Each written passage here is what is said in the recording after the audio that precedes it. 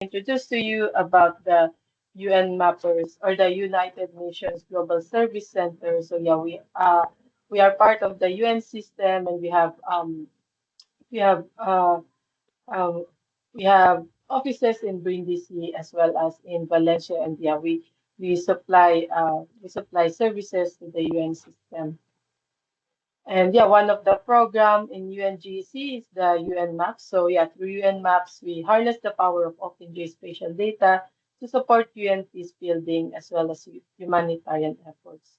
So yeah, through UN Maps, we integrate UN data as well as open data. For example, OpenStreetMap, what we will be using right now.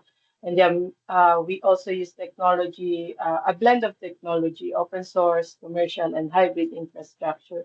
We have in-house capacity, consultants, and also mappers and validators in the UN Maps program. And of course, yeah, we collaborate with the UN Mappers community to produce this crowdsourced open geospatial data. And yeah, those the things that we will map today on or the UN mappers have been mapping for the last 6 years. These are just to share that these are some of the geospatial services and map products of the UN map. So yeah, we have different feature maps, standard, dark, light. So yeah, these are used by the UN peacekeepers and personnel on the ground during field missions. The UN Maps is available via the web and also mobile apps. So yeah, where are these UN maps used? So yeah, this data that is used to produce UN maps is used for patrolling, using peacekeeping missions, even in logistical support, planning, operations, humanitarian relief, security, and yeah, even groundwater exploration and reporting. So all of those, the map is produced not only by the UN data and also in-house capacity of the UN, but of course the UN Mappers community. So yeah, welcome to the community. If this is your first time joining us, we welcome you to our UN Mappers community. And yeah, we are a collective of open mapping enthusiasts dedicated to build accurate and crowdwork geospatial data to support peacekeeping missions and humanitarian support on the ground. So yeah, if you're interested in joining us, you've come to the right place. Welcome. And yeah, we hope you can also join us in our Discord channel where that's our community channel where we interact together. And then a lot of information can be seen in the UN Maps website. Yes, so I'll just pass through this.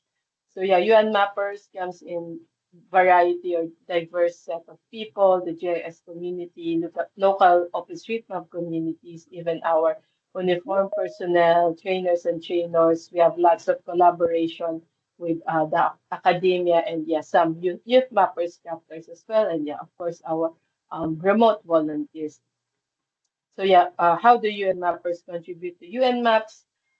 We do again the crowdsourcing work. So we will be using the hot tasking manager to organize our work. So we use that to be able to do our crowd mapping, and yeah, all the data that is coming from the crowd mapping will be validated by our community validators as our professional validators in order to produce a quality data that will be uploaded and used by our personnel through the UN Map services and yeah, to hopefully benefit the local communities. So yeah, how do you become a UN mapper? As simple as learn, map, and join. Uh, First, of course, is yeah, you learn how to map. So yeah, we're glad that you're here with us in our training. So yeah, this will be your get a gateway to learn how to map. But yeah, we also encourage you to learn how to map, or yeah, if this is your very first time in UN Maps and also OpenStreetMap, we have a free and open, accessible, and multilingual self-paced training platform, which is the UN Maps Learning Hub. Yeah, we have currently three. publicly available training, which is the OSM Basics, OSM Advanced, and also the QGIS training. The UNJ Portal Basics is available for UN staff only. Yeah, after that, once you learned how to map, then you are ready to map, of course. So yeah, attend mapping trainings, attend mapathons, even organize mapathons with your community. And yeah, we have MAPI hours, although we did that last year. Right now, we don't have MAPI hour yet, but yeah, we hope to have it again. Yeah, in the coming months because yeah, we are more focused right now in conducting these trainings. We also provide online community training. So, for example, this we provided a community training with the Kathmandu University youth mappers. And you learn to map and then you map and also join us in our Discord channel in social media as well. We are there. So yeah, we keep those channels updated for the latest news. Also sharing that we recognize our exceptional contributors. We call them the UN Mapper of the Month. So yeah, just these are the notable mappers of the month from the past months and years. We not only recognize mappers, we also recognize community contributors. For example, those who grow the UN mappers community in their community by training or other events. Yeah, a lot of information is available in our website, maps.un.org. So just a quick recap. Last Tuesday, we held OSM basic training using ID editor. So yeah, thank you for the 70 plus people who joined and for those who were there. And right now, you're also here. So yeah, thank you for the dedication and for mapping with us. So yeah, those 70 plus people, we mapped hedges, villages, and barriers in the hot PM. So yeah, I haven't. I just want to show this. I haven't showed this last Tuesday, but yeah, I just want to show this just so you have an image of what does hedges or barriers look like. So yeah, as you can see, these are the barriers we are mapping. And one of the common mistake that we saw while we validate the map hedges that we used last Tuesday is that most of the people are or the newbie mappers are mapping it as a polygon. So just to remind you that we map the barriers as a line, so it can be an open way or an open line because we're really just mapping these walls, and we don't really make use of anything if we map it as an area. So next time you map with us or the next time you map kindly keep in mind that we should map it as a as a line or a way rather than an area or a polygon. All right, so just showing you these QR codes. I think it goes to our newsletter as well as social media channels and our Discord channel. So encourage you to join us. We'll send a copy of this, so you don't need to worry about screenshotting or anything. But I'll pass it over to my colleague, Miguel, to start the JOSM training, unless there are any questions from you guys or from the chat. Let me just check the chat. Lots of buildings. Welcome. Okay, so any questions so far before Miguel?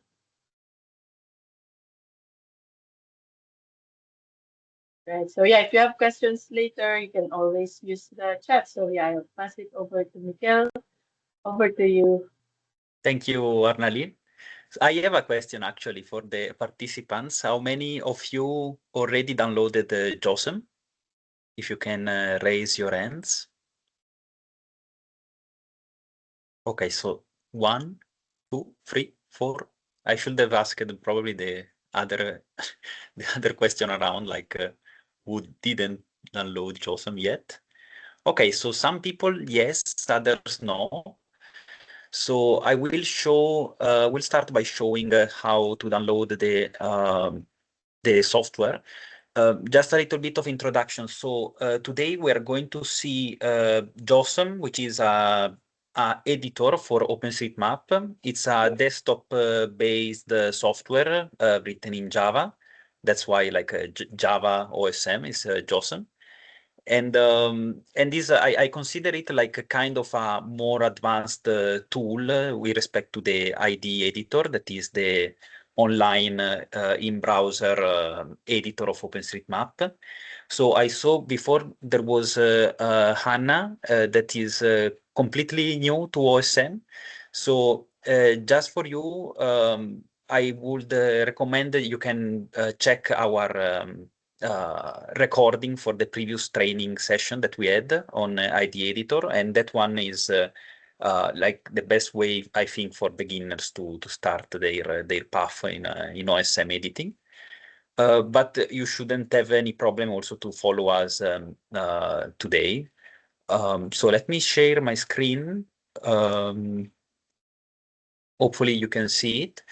So for Anna, like if you have to create an account, as Arnali showed before, you have to go to the OpenStreetMap.org website.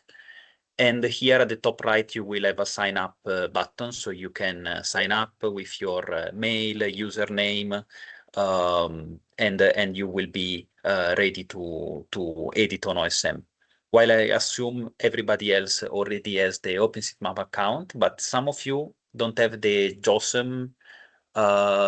the JOSM software. So I will share the link in the chat. Although if you Google, okay, Arnali already wrote the URL in the chat. But anyway, if you Google for JOSM, you will JOSM download. You will find it quite soon. And here you have like all the download options. We do have options for all the operating systems. So I usually download the Web Start because that one is working on every operating system. While sometimes I see people have problems with macOS, and with macOS you should download the Homebrew. I think the Web Start is usually not working. So that is that requires you to download the software. So you have just to download, and then once it's finished, you will click on the installer, and you will have the desktop software to be used. So for those of you that already downloaded, I will just spend a little bit of time explaining this. You will have this interface. Sorry, I'm not sharing here, this one. So this is the interface, the initial interface of JOSM. So it looks quite different from ID editor for sure. And also, I mean, it resembles basically a GIS interface. And it has like many settings. So the nice thing of JOSM is that basically you can download plugins, so you can improve your mapping in specific areas. Like there is plugins, for example, to map straight lines faster, or plugins to map buildings. So there are like many different plugins that make your life way easier. But it also requires some setting at the beginning. So when we do have the software installed, what we do is to click on Edit.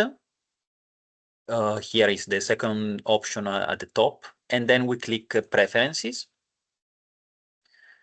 And then here we will have all the settings for our JOSM. And there are some settings. So the first one is OSM server. You can basically log in with your OpenStreetMap account to JOSM. So once you have the OpenStreetMap account, you can ask for an access token, and then it basically it will require you to log in with your OpenStreetMap account, and from that moment onward, you will be logged in once you are once you open JOSM. So every time you use JOSM, you will be logged in if you do this step. So I recommend you to do it. So the first one is OSM server. The second one that is very important is to enable the remote control. So if we go down below, there is a remote control step. And here we can click enable remote control. So this basically allows JOSM to speak with web applications on the internet. And what we are going to do today is basically what we did last time with ID Editor. So we will be mapping a project from the hot tasking manager, no? And the hot tasking manager being a web application, I mean, we need this option in order to let the two applications communicate together. And then I suggest also to enable the expert mode. So you find it at the bottom left of the settings panel. So you just have to tick it. And then, of course, we can download the plugins. So when you go on the plugins tab, you typically don't have any plugin yet. So you have to click download list so that you will get all the plugins available on JOSM at this moment. And the plugins that I usually suggest to download is Utils plugin 2.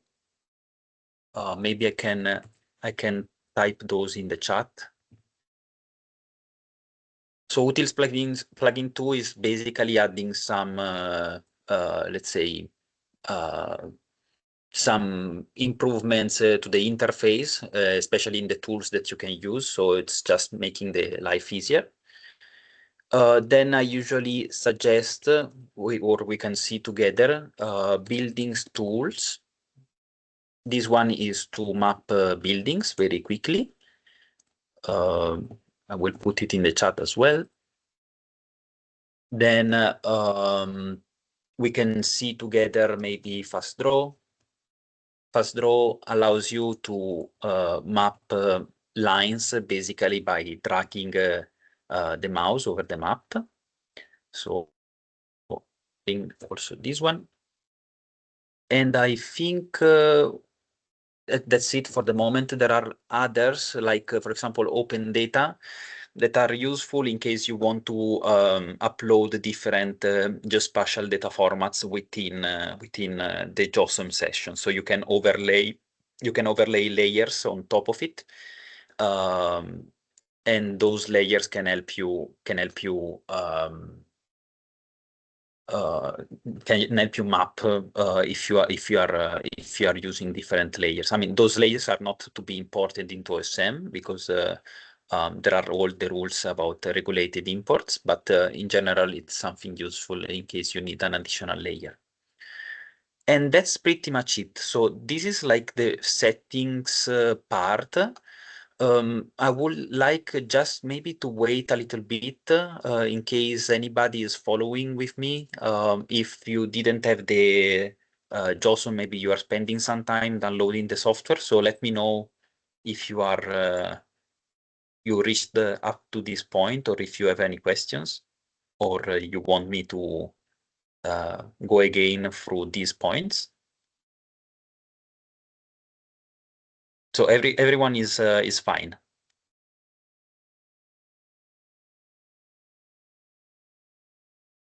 Okay, I don't see any comments, so I guess everybody is already here with me at this point. Okay, so what we are going to do today is to map roads. This is the project that we are going to use. So let me share the link. So Christine was asking the extensions. I wrote them in the chat, so you find them there, and you have just to download the list before searching for the extensions, because otherwise JOSM doesn't have the plugins up to date. So I'm just sharing on the chat the project that we are going to map today, which is this one from the hot tasking manager. So for whoever never used for whoever didn't use the hot tasking manager last time, you basically log in with your OpenStreetMap account. So in this case, you will have to log in with your OSM account. So that is quite easy. You don't have to create another account for the hot tasking manager. The hot tasking manager is a web application that allows all the contributors to take one small piece of territory to map, and all together we can map an area in a collaborative fashion. So once we are in this page, that is explaining about the project, we can click at the bottom right, contribute. And if you see, there will be an editor here, an editor option, and you can select JOSM within these options. So JOSM will be an option available, and once we clicked it, and if we enable the remote control, the two applications will be able to communicate with each other. Last time we saw also some requests about Rapid. Some people asking about Rapid ID, that is the ID editor version with basically AI suggestions. Maybe we can see it later if we have some more time.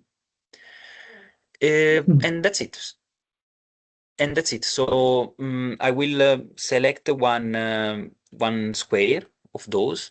That is the area that I'm going to map. Here you can see already another person locked an area to map. And then I can click map selected task. So if the editor is JOSM, I will be seeing exactly this. So I will see some OSM data that has been downloaded. And then also the imagery, and also the border of the task that I'm selecting. So that is almost similar to ID editor. What we can see in this project, for example, is that in this task, is that we do have one road here, and there is a river that is intermittent. So we have I mean, during dry season, the water is not there. And then some barriers that have been mapped from the previous project. So in order to, yes? There's a question in the chat from Mike C. Does OSM launch the JOSM, or do you need to have the JOSM running already? I don't understand really much the question. Do you? I think if you like, when you're in the No, hot yes, you have to tasking open. You have manager. to open JOSM in advance. Yes, so you have to have JOSM already open, and then you open the task from the tasking manager. So yes, the rule is to open JOSM before, and then to open the task from the tasking manager project. Okay, thank you for the question. I was just saying, in order to pan the map, so to move around, we click with the right button of the mouse. And if we want to zoom in and zoom out, we move the mouse wheel. So that is pretty standard, although it's good to repeat it sometimes.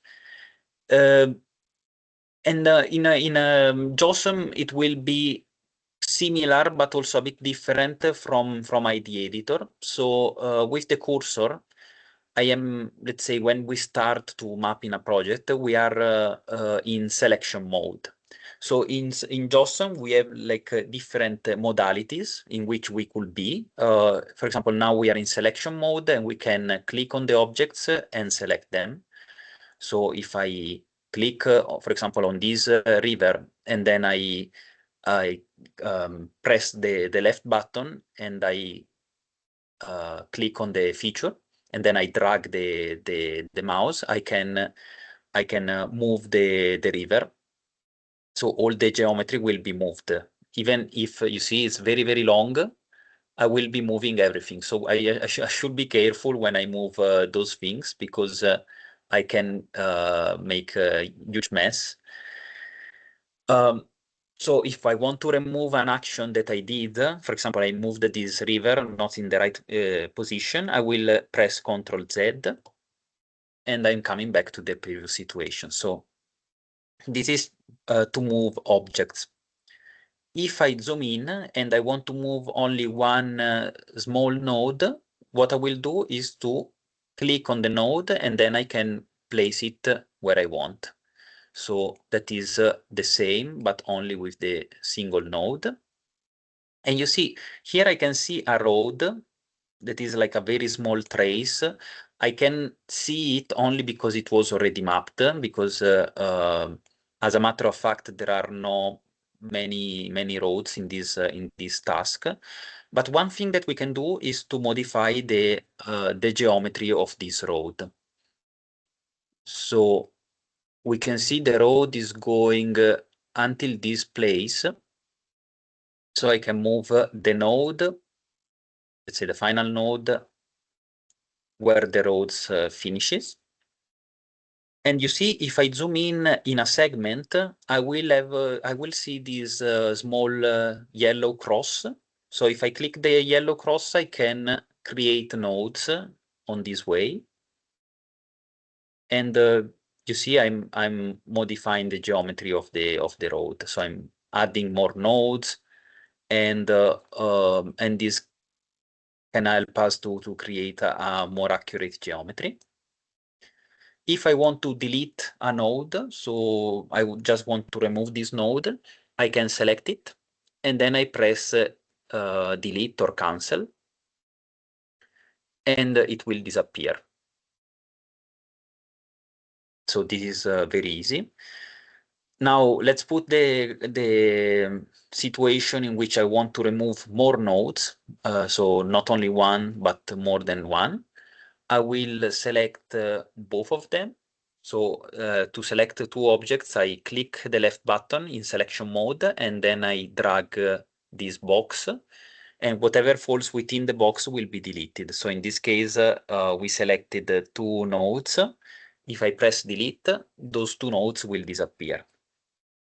So this is useful because JOSM allows us to do operations on several objects at the same time. And it's pretty useful when you are becoming more proficient with OSM mapping.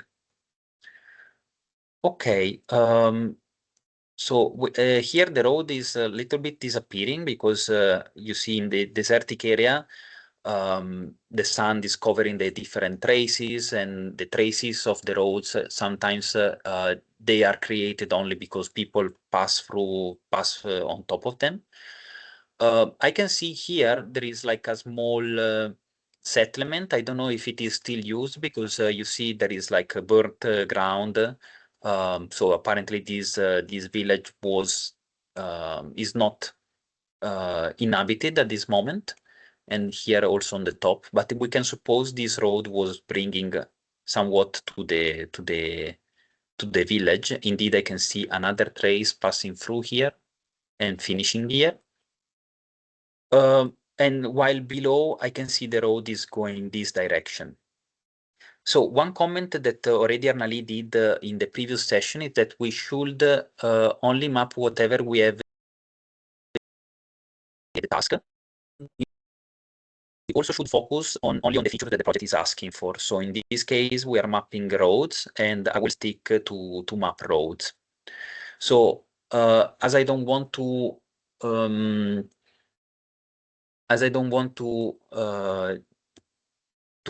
mess a lot with whatever is left here, I can, well, I can just, I'm fine with mapping this road in this area because it's what I can see.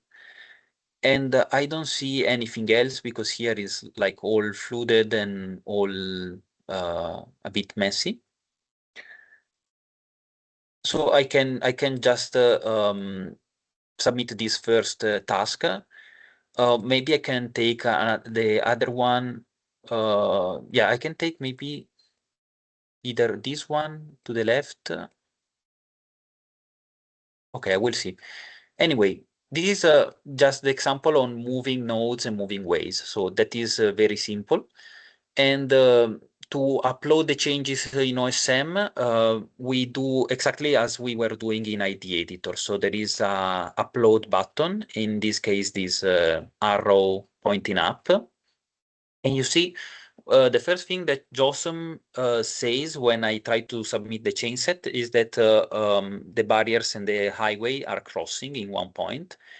So the JOSM runs like a quality check whenever I do some mapping, and you see this is coming from the previous editor, but it's something that I should take care about because I moved this road, so it's throwing the error as I was the one doing it. So I don't see the road in that direction, so I can, for this moment, I can delete the road. So what I did is to delete only this segment. How I can do it? I just need to select two nodes. So in this case, I can select this node by clicking on it. And then if I press Control and the left button, I can select an additional object. So I will select this node on the right. And then I can split the road. So this road is one big way. I want to create three ways, which are the three segments, let's say, created by these two nodes. So we have the segment here in the middle and on the right. And I can, sorry, Arnali, can you mute the participants? Thank you. And by selecting the two nodes, I can press P, or otherwise I can go to the tools and there is a split way. So if I press either P or split way, I will have three different segments here. And I can select the one in the middle and press delete. And this will delete both the way and the nodes associated to it. So for the time being, we can be okay with this. And then I press upload. And you see now JOSM is not throwing an error anymore. And as in ID Editor, I have to provide a chain set comment. This is to explain the activity that the mapper was doing in few words. So we have like a bunch of hashtags to recognize the mapping campaigns. And then usually we add also a sentence written in words, like added or modified roads, and this is useful to explain what we did in the chain set contribution. And then I upload the changes. So I click, and these changes will be now available on OSM. So the procedure is similar to ID Editor, just the interface is a bit different. So once we finished this, I have to come back to the tasking manager. So here we can see the task that I selected, and I have to say whether the task is completely mapped or not. So in this case, I will say yes, it is completely mapped because all the roads were mapped correctly. I can either provide a comment, but it is more for the tasking manager itself. So if you want to contact me or Arnali, you can write a comment, but that is not necessary, and you can submit the task as it is. So as we were saying also last time, once I submit the task and is completely mapped, the task will be depicted in blue. and another mapper can take it and do a validation of the task. So basically, the other mapper will download my same data on OSM, and then we'll check whether the situation is fine, is everything is correctly mapped. And afterwards, they can submit another chain set with the validated data, and that one will be considered finished. Okay, so I will select the one on my left. So the procedure is the same, JOSM and map select task. In the meantime, maybe I can check whether there are questions. Yes, there's a question in the chat from George. I've got an error. Attribution is not loaded yet. Tile across my map when loaded. The message at the bottom right states error loading being attribution data. There an easy Okay. fix? Okay, so that error usually happens when there are like sometimes there are like problems with the key to access Bing data. That is usually, I mean, if it is fixed by the JOSM developers, so in my case, I was able to access Bing imagery. In that case, it should work for everybody, so it's strange. Maybe maybe it's your internet connection, but that is like only one option. Otherwise, it could be that you have you can ideally select another image. Hopefully it will be recent as Bing. And typically we select as reward. So if you go on imagery here on top and you click as reward imagery, in this case it's the same. So you see, I will be able to upload it. And you can visualize it here in the layers. So the Esri imagery will be on top of the Bing. And if you press the eye icon here, you can activate or deactivate layers. So for the time being, I'm going to use Bing, but if you are not able to access Bing, you can try with Esri. Okay, perfect. So it worked. Okay. I will continue now the little mapping exercise here. And now I want to create a road. So in order to create a road, I have to enter the draw mode. So to enter the draw mode, you either click here on the left tab, there is a draw nodes icon, is the third one from the top, or you can press A. So if you press A, it's much quicker. And you see the cursor is different. If we click on top of a way, we will create a node, and the node is automatically attached to the way. This is very useful, especially because when we are mapping roads, it's important to keep in mind that we have to respect the topology. So all the roads have to be connected one with each other. While, for example, you see here we have a small passage between the barrier, and in this case the barrier is split and the road is passing through it. It's not connected. Those two objects are not connected. So we should take care about connecting all the roads to preserve the topology. And in this way, like routing algorithms can work fine. And in order to create nodes to progress with this way, we just click with the left button of the mouse, and we can proceed and map a road until we see it. So for example, here we have a very small trace that I saw was passing through this village that is probably not used anymore. And then it's disappearing in the scrub. So I will just close my road here because all the roads here are probably not going to be used anymore, and they will most probably disappear. So I mapped here one small road And in order to close the way, I just double clicked on the last node. So if you double click on the same node, it will close the drawing of the road. And one thing is that now we created one road, we have to assign the tag.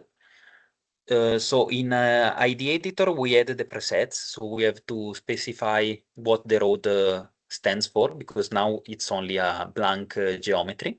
And you have something similar also in JOSM. You have these presets, and you can select different presets for objects. So we have highways, street, and then you have like different options for the different roads that you can map. But I want you to use the tags. So on the right, you will have the tags and membership section. Here, you click add once the road is selected. So road selected, I click add here, and you can add a tag. So in this case, we are going to add highway. That is the key of the tag, and the value is in this case I would say track, because those villages are abandoned. So there are different classes for the roads. The most used one in these kind of situations, like in desertic areas in Africa, it's highway equal to track. That is basically every motorized road that is going to agricultural or forestry areas. So it's either a track or a path. The path is the same, so it's also a road that is going to agricultural and forestry areas, but it's not motorized. That means that you can only go through it by feet. And also another tag that I would like to add is surface equal to unpaved. That means that we are informing OSM that the road is not paved, and this can be useful information for the routing algorithms to compute the velocity, for example. So you can add many tags. This is already very manual, but it gives you like more the feeling of what you can do with OSM data. I mean, you can specify the key and the tag, sorry, the key and the value the way that you wish. And it is very useful. So the road is connected to the other one that I mapped before, so that's fine. I will go here. I can see this road is also disappearing, but I can like barely see that is reaching this road, and then I shouldn't care because it's outside my task. So for this one, I should come back to the selection mode. I will press S. So by pressing S, I can move the nodes, and I can move the nodes of this road.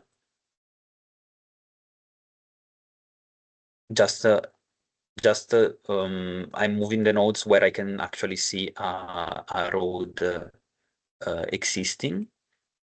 Here already disappeared, so it's a bit difficult, unfortunately, in these very rural areas. But I can see, for example, this road is going on top until these, let's say, barriers area. So that is definitely an agricultural and forestry area, so a track. There is a small village here, but I'm always a bit baffled by those because it's they seem sometimes abandoned or like very, very rural. So I will just make a track passing through them. So I enter the draw mode and I start by clicking on another road if I want to preserve the topology. And then I press with the left button whenever I want to put a node. Here we have like an intersection, so I can go this way.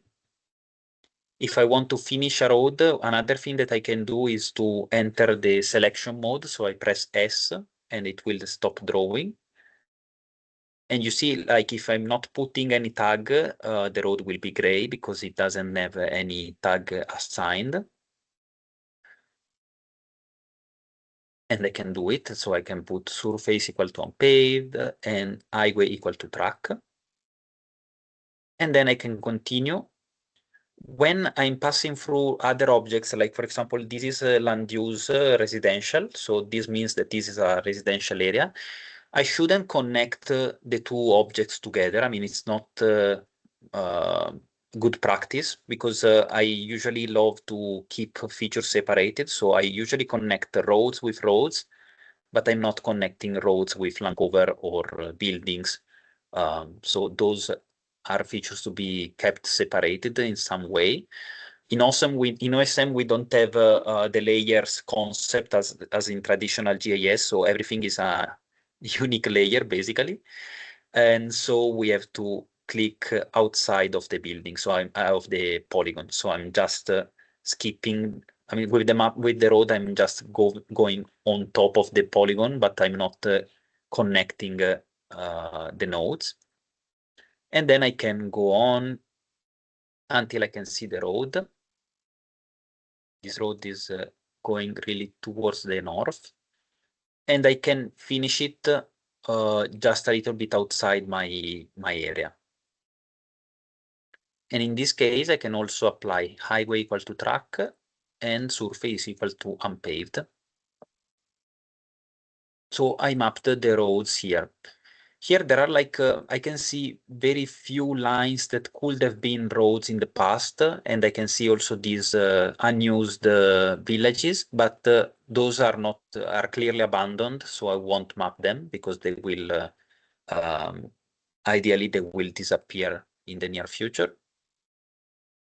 Yeah, and that's it. So roads are mapped also for the task. Yes. Yeah, there's a question in the chat from Christine. Is it common to map a track as a stream accidentally in these areas? I think it needs to be converted. Yes. So the issue that is that in this area, like for example here, the funny thing is that sometimes dried rivers are also used as roads. So so sometimes you have a dried stream that is used as a road at the same time. So you don't know whether you have to map it as a road or as a waterway. I would suggest to keep things separate. So here, for example, I have a road here that is crossing a dried river. So I usually don't map roads and rivers together. So I keep things separate. I map the river. And if a road is passing through a river, I usually, if it is clearly a river, I keep it as a river. And if there is a road passing through, even for a small piece of it, we have different ways to map intersections between highways and waterways that are clearly read by routing algorithms as well. But this is like getting a bit complicated, like just probably outside the a bit advanced. So I will just draw here an example just to show you. So let's say this is a track. And this is a stream or a river. Notice that now I connected the two features because there is like kind of a interaction between those. We have waterway and stream. I mean, I'm just putting an example, and it's intermittent, and it's also seasonal, wet season. So this is the situation. We have a road crossing the river. So in the point in which is crossing, I'm usually connecting the two pieces, the two ways, and I select the node in the middle, and I have to apply a specific tag to the node in the middle that is Ford equal to yes.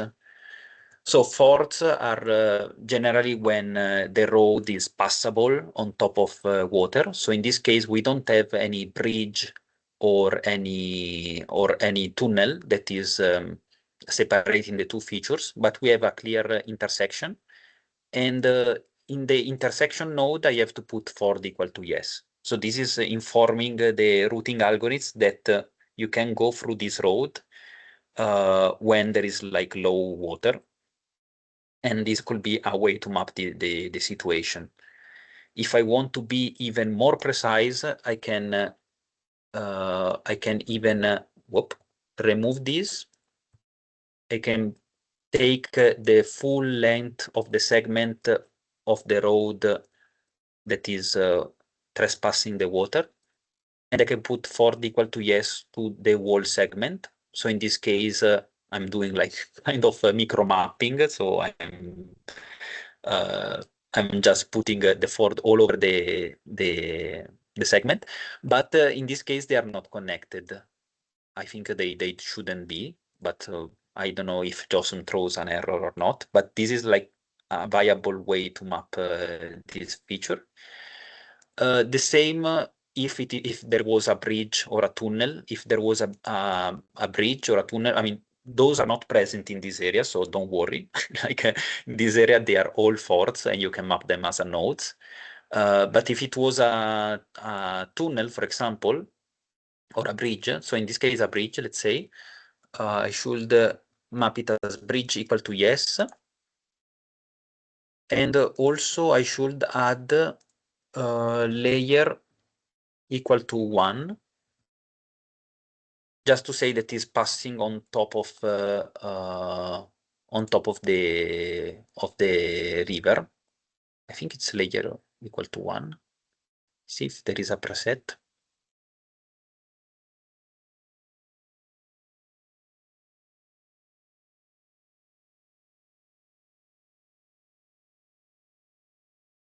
Maybe in man-made bridges. So yes, layer equal to 1, bridge. So this is to put just to say to the routing algorithms that you can pass through this road through a bridge. So it doesn't care about the presence of a waterway. The other option is to have a tunnel. So this is just to answer the question. You don't have to learn anything of this. It's just for your curiosity. Let's say we have a tunnel here. The process is the same. Layer equal to -1, because in this case it's passing below the soil. And then we have to put tunnel equal to yes. So you see, in this case, we have this brown color, and it's saying that the waterway is passing in a tunnel below the road. So if you use those tags, in theory, routing algorithms should work fine. But yeah, that is the explanation of the interaction between roads and waterways. So you connect with a node in the intersection only if you want to map the Ford. So you put Ford equal to yes in the intersection node. And that is, let's say, the only case in which two different features are interacting together, because I mean, they are kind of part of the topology all along. I don't know if it was clear. It was definitely an advanced information, but it's interesting to know like how far you can get with OSM mapping. Okay, so in this case, I finished my task, so I press upload. As before, everything is already compiled, and I upload the chain set. And so the second task is done. I go back to the tasking manager. I say the task is completely mapped, and I submit the task. So, okay, so this was like how we map roads in this area. I don't know if there is any other question. No, I don't see any other question. Or like, do you have any other question? Let's be propositive. Like, do you have any curiosity about or like any doubt? Sometimes road mapping can be quite challenging in these areas because it's not clear, like what we are seeing. But so far so good. I don't see questions. So I can. Okay, I didn't finish actually because we have half an hour. I know that you are already thinking to go away, but you have to stay. No, I'm joking. I mean, you can leave if you want. It's just we have an additional half an hour, so I wanted to show maybe some other plugins maybe. I will let me check the area so that I can see where we can go together. So in the imagery, you can actually select also the OpenStreetMap base map. So it's an available imagery, so you can see what's already there in OSM or not. And you can do a comparison. So for example, I don't see this road is mapped, so I can try to get it. Yes, I can try to get it. And you can activate and deactivate layers by clicking the eye icon. So let me try to get that area. Oh, sorry, I was sharing the I was sharing the tasking manager. Let me come back to JOSM.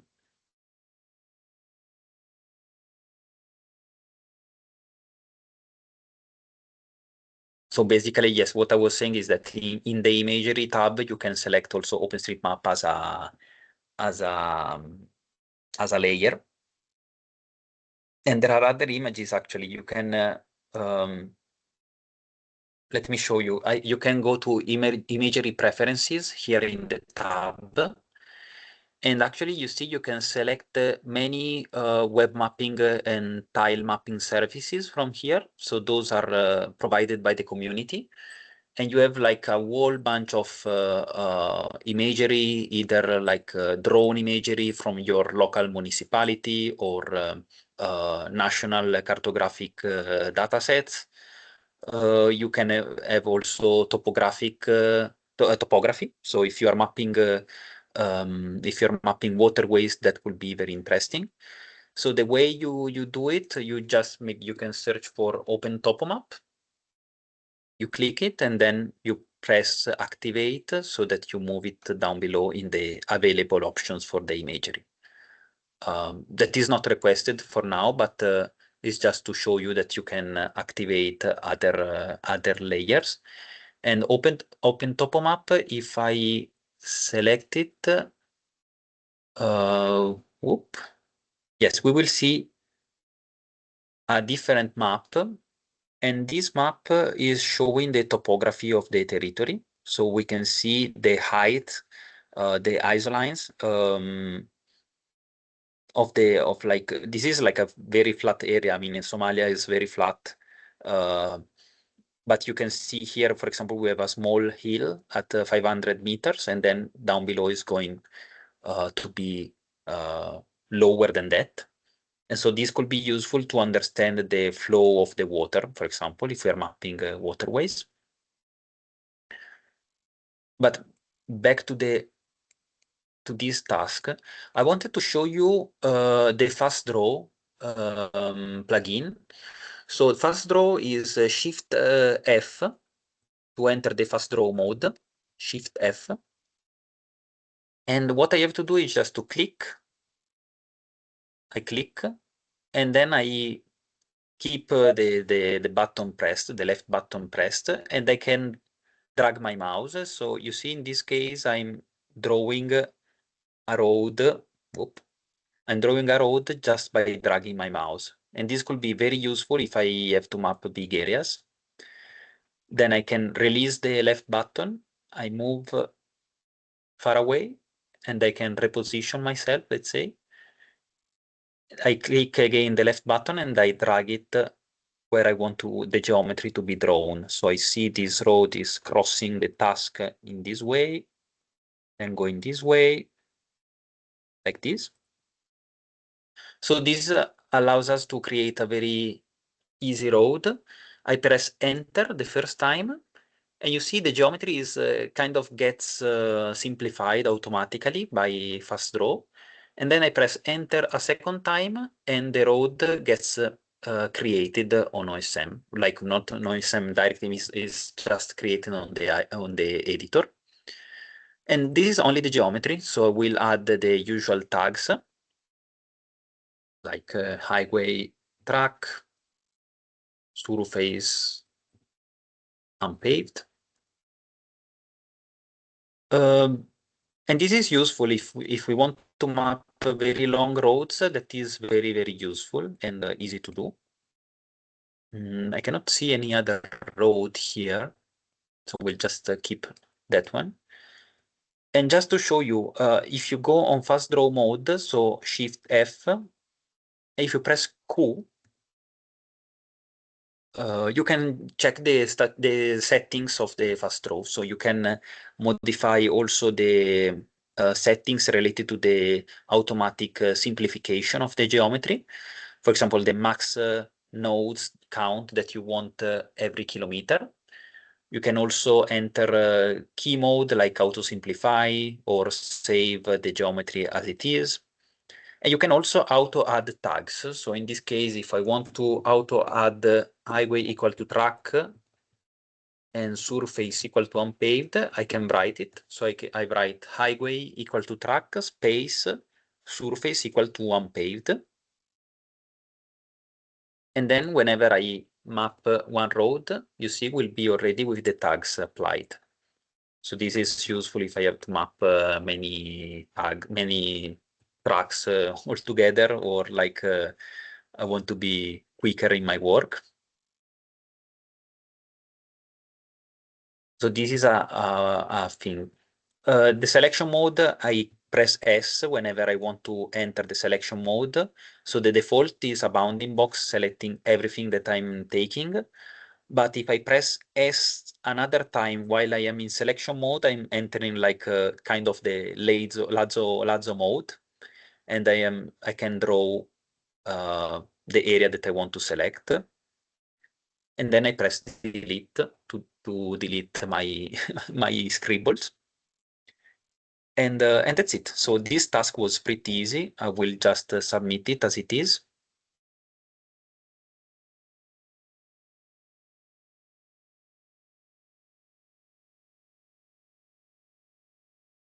And this was fast draw.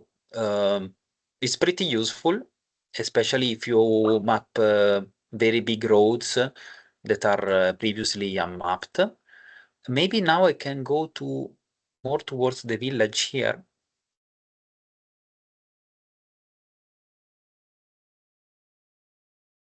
Okay, this is interesting. Let me share.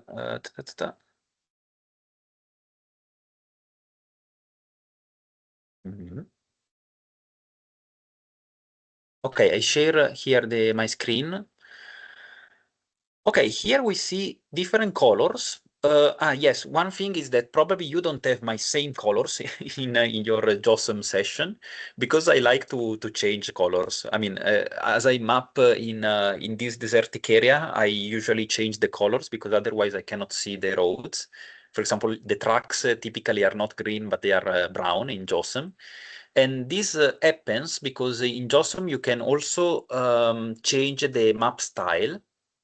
It's called map paint styles. So if you go on preferences within edit preferences, you can go on map paint styles, and you can select different styles. For example, there is the one used by Apple. So Apple is producing, I mean, Apple, the company, is producing maps data, OSM data in the database, and they have like their style, like their mapping style, if they want to use. So to select, for example, that one, you can click there, and then you click the right button, and it will be an available option in the selected styles.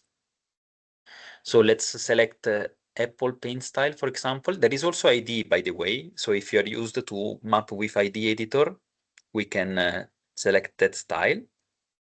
I press OK. And you see, this is the mapping style that mappers, I mean, I think consultants and workers in Apple are using to map OSM. So this is like their specific OSM mapping style. So they have residential areas that are pink, unclassified roads that are gray, and tracks are like a little bit more dark. So this is interesting. It's something nice to that JOSM offers. So if we go back to preferences, map paint styles, I can select the ID editor. And you see, this is the same symbology that ID editor is using. So like with these pastel colors and the yellow residential areas, the green barriers. So there are different styles depending on what you want. Like as for my style, I just took like just personalized. I created the file and I personalized it as I wanted. But you can change colors anyway. Like if you go on preferences, if you have advanced preferences down below, you can write, I don't know, unclassified roads. Sorry, no.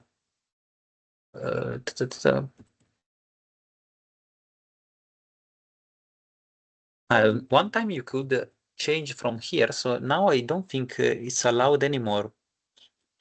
No. Colors, colors maybe here. Okay, yes. So they moved it here. But yes, it's still up paint style. Okay. Sorry, I'm just checking. So okay, it seems they removed yes, the JOSM default is here. So if you want to change for example, the color of residential roads within your session, you can just modify these colors. Those are hexadecimal values, but you can also choose the colors. But yeah, that is it's easier just to select a map paint style that you want to use. So in this case, we have in this village, well, actually, this is a quite big town, actually. And we have different types of roads. So in this case, we have highway equal to unclassified. And unclassified roads, as you can see, like they're moving elsewhere, and their purpose is to connect villages. So ideally, if we follow those roads very far away, they are going to connect with villages. Now I cannot see, but I cannot see, but you see that those are main connectors that are connecting inhabited places. So if I follow the connector, I will arrive to another village here. So we tend to map those as unclassified highway equal to unclassified road. They're a bit difficult, especially in the tasking manager, because we are supposed to map only these areas. So we don't really care about how a road is evolving outside of it. But that's the way it is. If you feel unsure, we can map it as residential, and then somebody else will make sense out of it in a validation phase. And another type of road that I just mentioned is the residential roads. So for example, this one that is pink in my case, usually it's gray, is a residential road. So highway equal to residential. And these roads are typically, I mean, you always map those roads whenever you are within a residential area. So here we are within this residential area that is this white polygon, and we map residential highways. If I want to be quicker, I can just go to the fast draw, Shift F, to access the settings. I put residential, surface unpaved, and I can just trace wherever I see the road. It's important maybe to show also how to connect the roads. So let's say that I have two roads that are not connected. I can select the two nodes with the selection mode. and I can go on tools, and there is merge nodes. So here, or I can press M. If I press M or I click merge nodes, I will connect the two rows into one. And I can do it with all the other roads. Here I can connect. So fast draw, unfortunately, happens to work only, I mean, as a connected road, only if I already start from a node. Otherwise, I have to connect it with the merge method.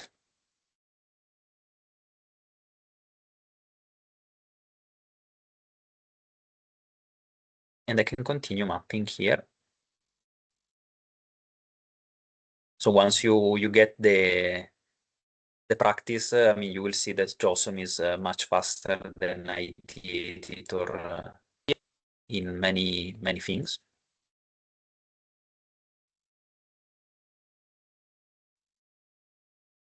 Do you have any question, by the way? Whoop. Bless. Any question? I can ask a question. But yeah, I sent Yes. it to you privately, Mikel. I was asking if we need, I mean, if you're mapping hedges, like you can see this big town, do we also map the hedges inside the town? So yeah, you can see this. No, not that one. The one inside the residential. No, typically no. Like it's important to map the edges outside, while inside are Yeah, basically like just inside. yeah, it's like the courtyard of each building. So that's No need. not needed. Okay. Well, for our There's a purposes, then you can map whatever you want in OSM. There's a question from Kali. My track Yeah. is gray. I have added highway and surface tags. Am I missing any other tags or is it gray because I have not saved or uploaded it yet? No, it should not be gray unless it is a residential road. But most probably, if you're mapping, you should find a highway equal to tracks. That is the most common tag.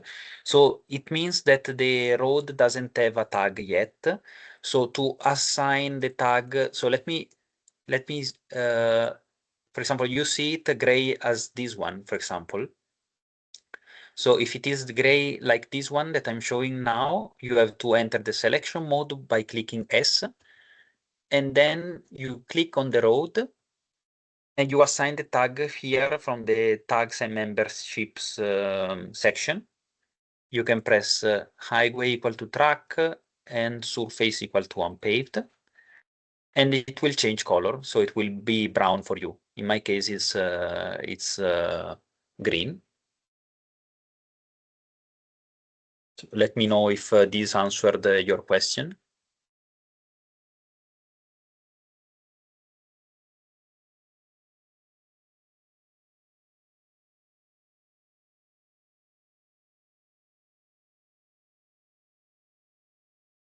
Hopefully I answered.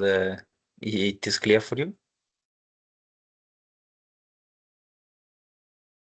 Okay, we have 5 minutes. I mean 10 minutes left. I can maybe show what else. Just for this beginner JOSM session, I can show how to use the building plugin. So if you downloaded the plugin, you will be able to enter the building mode.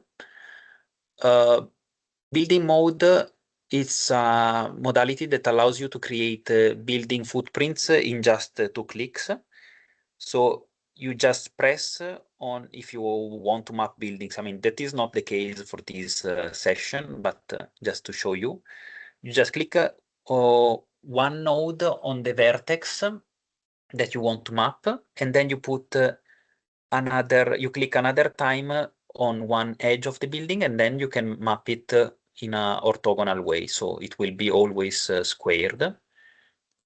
And this allows you to map very quickly, especially considering the fact that the tool is already assigning building equal to yes tag. So that is very useful whenever we are doing like a building mapping project.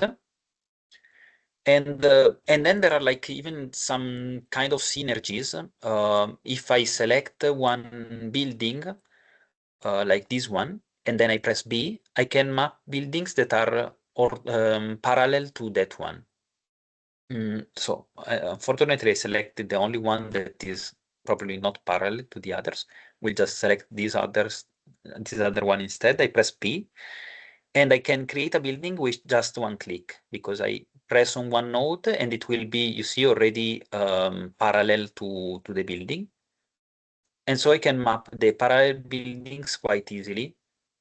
And this could be useful, not much in this context, because, well, here we are mapping roads, although these buildings are not mapped, but this could be helpful if you are following like building mapping projects. Like I remember I was mapping one time in Japan, and all the all the houses were like extremely parallel and orthogonal one to each other. So that was pretty useful. And that's it. In terms of roads, I'm just checking what I'm missing. Probably can connect this one here. And then I should connect, I should map the highway track here.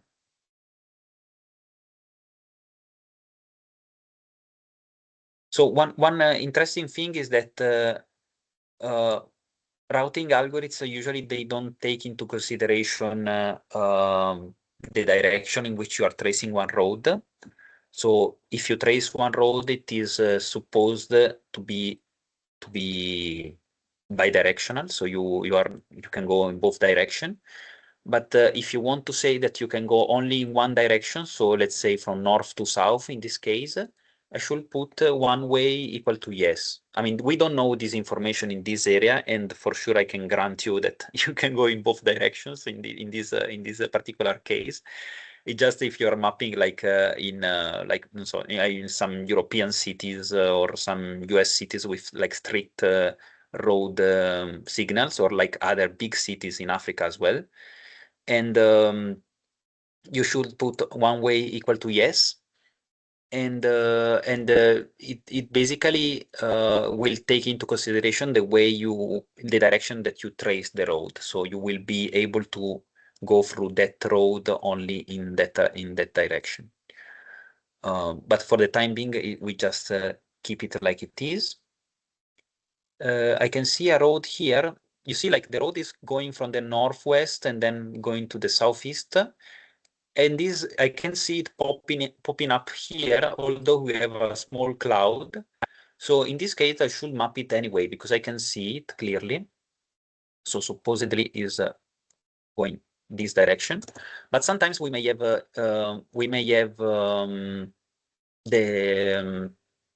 like the imagery not clear enough, and in that case I should not map. Like if I'm not 100% sure that there is a road there, I shouldn't map anything. Okay, I think it's done for this specific task. We'll just do this intersection here. And you see, like JOSM will throw some errors sometimes. In this case, I'm mapping residential areas which are unnamed. And typically we put the names associated with residential highways, so like name equal to something else. But in this case, we don't know the name of the roads, and most probably they don't have a name, so I can just upload. Like sometimes you see like there are some complicacies regarding the tagging if you're mapping in European areas or in, let's say, or like in more rural areas in which maybe there are no names, but it is supposed, I mean, like the community being born in basically in Europe, like there are like some conceptions about the tags that are like more close to their area rather than the global situation. But anyway, in this case, it's fine like this. The upload is successful. Whoop.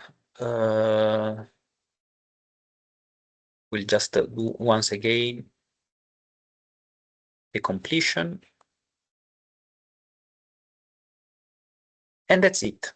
So I hope you enjoyed this session. So we have 4 minutes left. I don't know if you have any other question. I see one from Hidayatullah. I want to ask about Slum Residence Street because I don't know about configuring JOSM or ID editor. It's important because sometimes motorcycle transportation like Grab use this road to get a customer transport.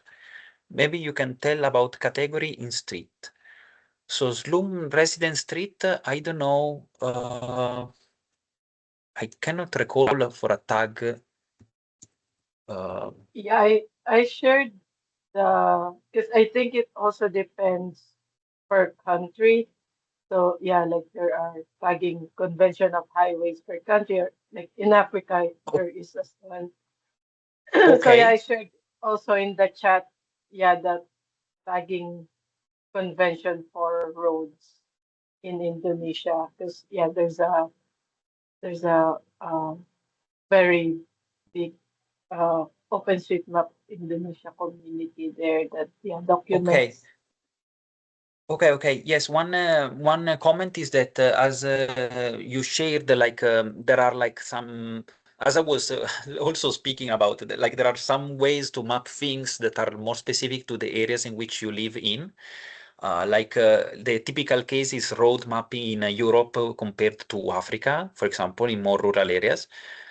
For Europe, like highway equal to track is like really the country road that goes to farmlands, while in Africa it's like basically almost every street because it's everything is like much more rural and big and you should traverse like big agricultural and forestry areas to reach from one place to the other. So in that case, it's like a different way of tagging.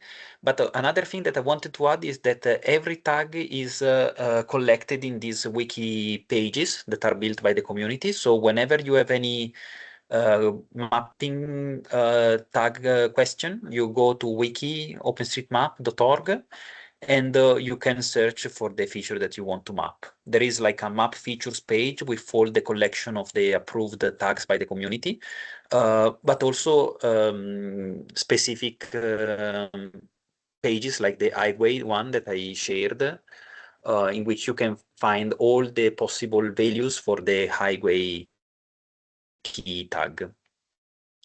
I'm going to share also the page of the map features in case you are interested.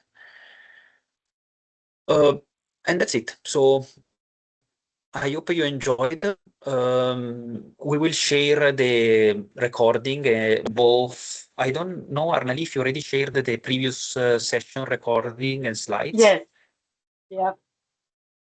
But so yeah, we'll share again the recording and slides for this. Okay, just to conclude, like JOSM is like a very good tool. It allows you to download different plugins and to have different shortcuts. So it's up for exploration. Like in one session, we cannot cover like much, but that is, I think, a good start. And it's up to you then to explore later on the tool, depending on what you are willing to map. So thank you. Over to you, Yeah, Arnali. sure. Yeah, thank you so much. So